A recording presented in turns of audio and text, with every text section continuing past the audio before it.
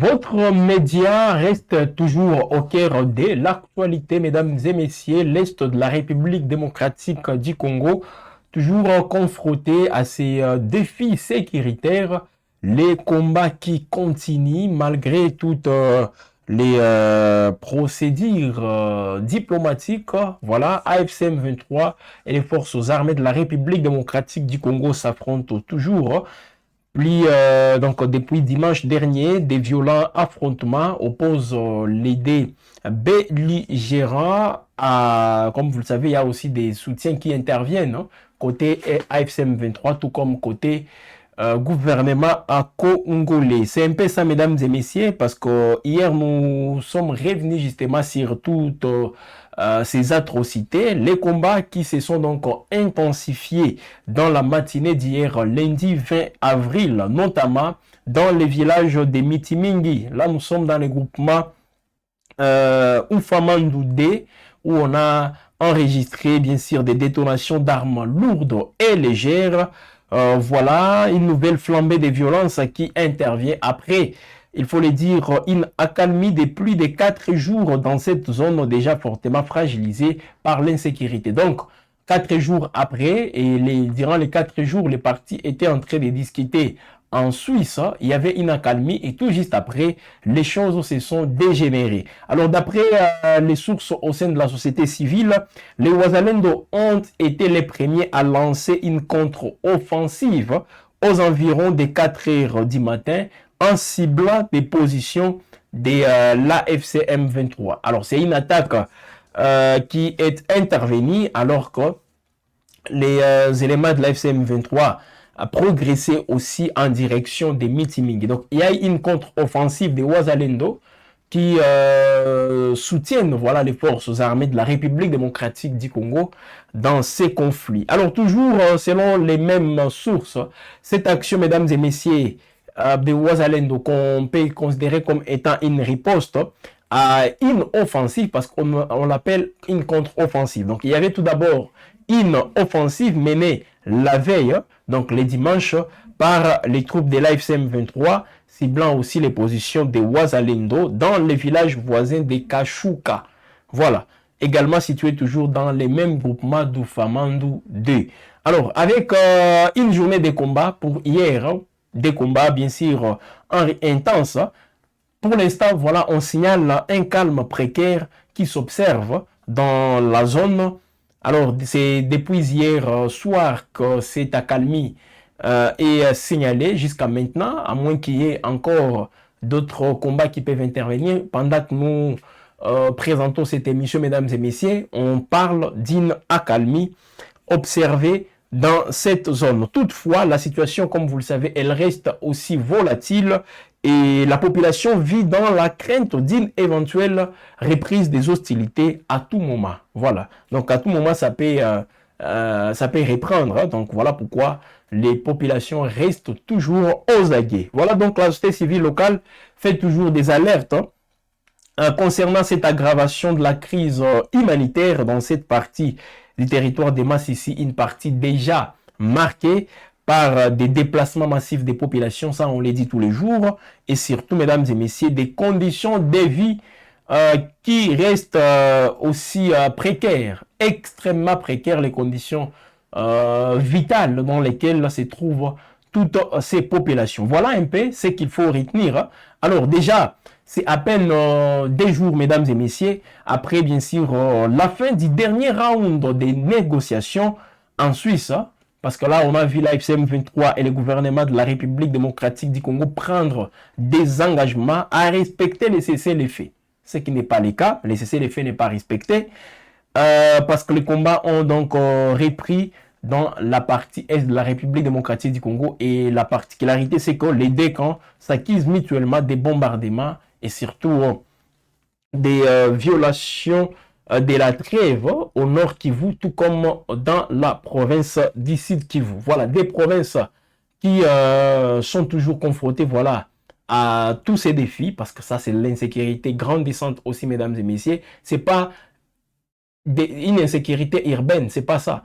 Une situation qui pousse les populations à quitter leur zone pour aller encore chercher là où il y a une accalmie. En tout cas, c'est très compliqué. C'est pas un cas isolé, pas du tout, mais c'est plutôt une guerre à laquelle nous assistons. Voilà pourquoi les combats, les drones aussi qui interviennent, souvent les populations toujours exposées. En tout cas, c'est très très compliqué. Pourtant, ça faisait, mesdames et messieurs, presque, en tout cas une semaine, hein. On tendait vers, on voulait même totaliser une semaine sans pour autant enregistrer aussi des combats, parce que les négociations étaient en cours, hein, en Suisse entre les deux camps. Alors, on a aussi évoqué les attaques des drones, voilà, dans les hauts plateaux, au niveau des Fizi, d'autres à Mwenga et même au niveau d'Ouvira, Ouvira comme territoire, bien sûr, je ne parle pas de la ville d'Ouvira, dans les sites Kivu, voilà donc des nouvelles violences enregistrées depuis le week-end. Ça a commencé le samedi, dimanche, hier lundi aussi. C'est aujourd'hui qu'on signale une petite accalmie dans le territoire de Massissi, dans les groupements Oufamandoudé, mais les choses peuvent encore changer à tout instant. Alors, donc c'est un peu ça. Au niveau surtout des points zéro, depuis dimanche, mesdames et messieurs, les choses, c'est donc les choses ne se passent pas bien comme vous pouvez les constater. Depuis dimanche 19 avril, tôt le matin, voilà, avec des frappes des drones qui ont visé les villages des Bichaka. Voilà, Bichaka, ça c'est au niveau des points zéro. Point zéro, les fameux points zéro, encore une fois, distant d'une dizaine de kilomètres seulement, selon des sources locales. Et là, c'est encore les militaires congolais ainsi que leurs alliés, les Burundais qui interviennent aussi aux côtés des combattants Ouazalendo, voilà, qui occupent plutôt point zéro. Donc, allez-y comprendre, mesdames et messieurs, c'est que ça fait. Alors, des déplacés aussi sont dans cette partie, ça aussi il faut le préciser, parce que les frappes ont fait 6 morts. Les bilans ne fait que aussi, on ne fait que revoir les bilans à la hausse. Les FARDC qui avaient annoncé 4 morts, mais ici c'est déjà 6 morts, mesdames et messieurs, après tous ces bombardements du week-end dernier. Et c'est toujours des civils qui sont les plus exposés. Alors, des positions des forces armées de la République démocratique du Congo ont aussi été ciblées et les bilans pourraient encore s'alourdir selon les informations que nous recueillons sur place. Voilà donc point zéro, une zone stratégique. Voilà. Parce que point zéro, il y a des gens qui ne savent pas. Point zéro, c'est quoi? Point zéro, c'est une zone stratégique que les forces armées de la République démocratique du Congo cherchent à conserver. Voilà. Les FARDC veulent à tout prix conserver point zéro. Voilà donc ce qui permet notamment, voilà, si vous êtes à point zéro, vous pouvez facilement accéder à des entités aussi importantes comme Fizi Centre, voilà, situé à environ 80 km. C'est aussi une bifurcation, voilà, des Minembwe. Voilà, Minembwe qui est toujours contrôlé par les Twirwanéo. Voilà, les Twirwanéo alliés. C'est aussi un groupe d'autodéfense, comme les Ouazalendo, les revendiquent aussi jouer à l'autodéfense. Voilà, les Twirwanéo sont aussi dans cette logique, hein, autodéfense Banyamulenge. Voilà, allié à l'AFC M23. Alors l'AFC M23, comme vous le savez, qui a affirmé depuis dimanche que les villages de Mikenge et Mimembwe contrôlés par les Twirwanéo ont été ciblés. Et ça a encore provoqué plusieurs interprétations parce que le mouvement ici a évoqué également les attaques dans les territoires des Massissi.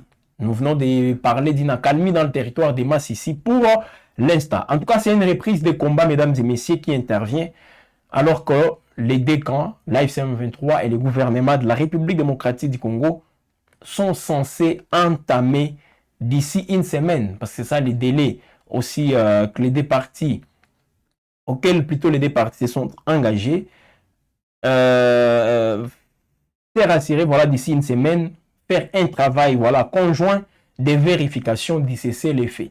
Et c'est en coopération avec la conférence internationale sur la région des Grands Lacs, la CIRGL, sans oublier aussi la MONUSCO. Voilà, ces retours à la violence, mesdames et messieurs, il faut le dire, n'étaient pas inattendus, parce que c'est pas la première fois qu'on assiste à de tels comportements, que ce soit à Doha, même à l'issue des négociations ou disons des accords signés à Washington, ça a toujours été le cas. Parce que dès mercredi de la semaine passée, alors que les délégations étaient encore à la table des négociations en Suisse, Washington exprimait déjà sa déception au Conseil de sécurité des Nations Unies. Voilà.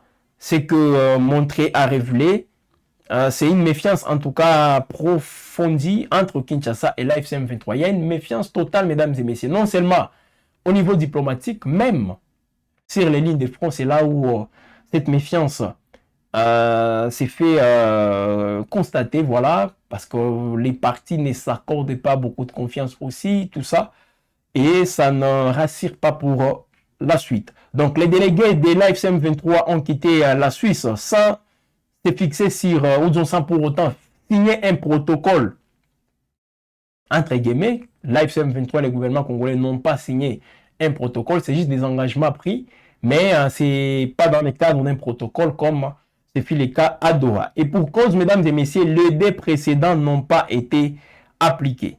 Ni celui sur les cessez-le-feu, ni celui sur la libération des prisonniers. Donc, c'est ça aussi le préalable.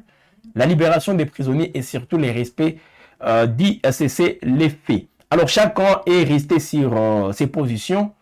Alors, s'achemine-t-on vers une nouvelle escalade? Voilà autant de questions qu'on peut lire aussi dans les colonnes de plusieurs médias, mesdames et messieurs, au niveau international. Voilà, que ce soit les médias belges, tout comme les médias au niveau de la France, qui reviennent beaucoup plus sur cette question. En tout cas, c'est une crainte, mesdames et messieurs, et même côté médiateur, il y a toujours, les médiateurs aussi partagent cette crainte comme nous tous. Voilà donc ce qu'il faut pour l'instant retenir, mesdames et messieurs, d'ici là. Donc, on est dans une semaine aussi très décisive, voir si les mécanismes, donc, ces vérifications conjointes seront directement menées, parce que je me pose toujours la question de savoir qu'est-ce qui va se passer concrètement. Les partis, les belligérants qui vont intervenir aussi dans le cadre de la vérification, alors, eux-mêmes qui violent les cessez-le-feu, c'est eux-mêmes qui vont venir encore vérifier si le cessez-le-feu est respecté. C'est paradoxal, mais ben, on va voir. Peut-être il y aura un miracle qui sera opéré pour que nous puissions même passer une semaine en train d'assister aussi en train d'observer une accalmie, comme c'est le cas maintenant là, à Oufamandoudé, après des rides combats entre les deux protagonistes, voilà. Alors, on va voir, tout en restant tout de même optimiste, bien que ça ne rassure pas, mais il faut toujours espérer. Alors, ici, il y a aussi la mission, mesdames et messieurs, la MONUSCO qui fait déjà des alertes, mesdames et messieurs, en observant tout ce qui se passe sur les différentes lignes de front. Il y a des jours que les bons fonctionnements de ces mécanismes s'y pose voilà, des conditions qui, à ce stade, ne sont pas encore réunies. Voilà, il n'y a pas toujours des conditions ne sont pas réunies pour faire aussi cette mission, mener plutôt cette mission, parce que ici la MONUSCO parle de l'arrêt, donc plaide pour l'arrêt des drones offensifs. Donc on cesse avec l'utilisation des drones offensifs, la fin des brouillages GPS, mais aussi la libération des mouvements du personnel onusien et surtout la sécurisation des aéroports et des espaces aériens. C'est sur ça que la MONUSCO se focalise. Alors, à ce stade, ces conditions ne sont pas jusque-là remplies et c'est bien là les problèmes. Donc, même la MONUSCO, elle a du mal à bien jouer son rôle parce qu'il y a des blocages qui sont toujours là. Voilà, mesdames et messieurs, donc, pour ceux qui est donc d'essayer pour parler, voilà les conséquences aussi directes, les combats qui continuent, voilà, bien qu'à Massissi ou Famandoudé, une accalmie s'observe là-bas. Mais ben, on va voir hein, si ça sera le cas ou si c'est la même situation au niveau des Fizi ou Vira territoire dans les sites Kivu, voilà. Ben, c'est ça notre souhait, mais ça passe aussi par la volonté de toutes les parties engagées, que ce soit sur le plan diplomatique, tout comme sur le plan militaire. Donc, les combats continuent, surtout tous ces déplacements massifs qui sont enregistrés aussi, mesdames et messieurs, ça ne rassure toujours pas. Alors, on se fixe donc au rendez-vous prochainement, mesdames et messieurs, tenant compte surtout de l'évolution de cette situation, parce que nous sommes toujours très disponibles aussi pour venir vous mettre au parfum de l'évolution de cette situation. Donc, restez toujours connectés. Nous sommes mardi, déjà 21 avril 2026. Voilà donc une semaine, comme je le disais, très décisive. Nous sommes déjà dans cette semaine qui doit être consacrée, voilà, aux différents déploiements, mesdames et messieurs, des missions de vérification de ces cessez-les-feux, si réellement le cessez-les-feux est même au rendez-vous. Voilà. Et c'est à quoi on va beaucoup plus se focaliser tout au long de cette semaine. Merci à vous de nous avoir suivis. Nous disons merci à Faustin Mouiwa, lui qui nous a réalisé, mesdames et messieurs. Alors, à vous de rester toujours branchés sur WAB Info. N'hésitez pas aussi de visiter toutes nos plateformes numériques pour ces informations encore détaillées. Voilà. Et il faut partager les liens, commenter. N'hésitez pas aussi à aimer hein, voilà, cette production, mesdames et messieurs. C'est comme ça que vous serez aussi en train de contribuer à la promotion de la bonne information. Voilà, la vraie surtout, parce que c'est ça la mission des Web Info. Voilà, vous informer, vous servir, car vous le méritez, messieurs et dames. Bonne suite de la journée chez vous, tout en restant bien sûr connecté sur votre chaîne de prédilection.